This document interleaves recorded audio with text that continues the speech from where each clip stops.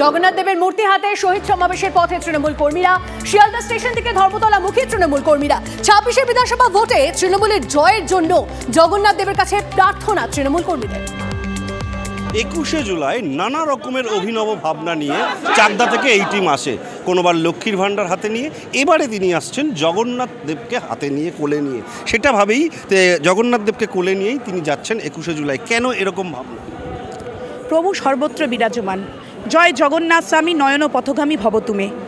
আমরা প্রভুর এতদিন পুজো করেছি পুরীতে। প্রভুর ইচ্ছায় মাননীয় মুখ্যমন্ত্রীর হাত ধরে প্রভুর প্রাণ প্রতিষ্ঠা হয়েছে দীঘাতে, আমাদের রাজ্যে। তাই প্রভুর ইচ্ছাতে, প্রভুর দয়াতে দীঘা এখন পর্যটন কেন্দ্র থেকে প্রভুর ধামে পরিণত হয়েছে। প্রভুর আশীর্বাদ সাথে আছে বলে তো 2026-এ বিধানসভা ইলেকশনে চতুর্থবারের জন্য বাংলায় মমতা ব্যানার্জি মুখ্যমন্ত্রী হবেন প্রভুর আশীর্বাদে অবশ্যই। এবং প্রতিবারের রেকর্ড ভেঙে এবার আরও বেশি সংখ্যক সিট রাজ্য থেকে তৃণমূল কংগ্রেস জয় করবেন। আপনারা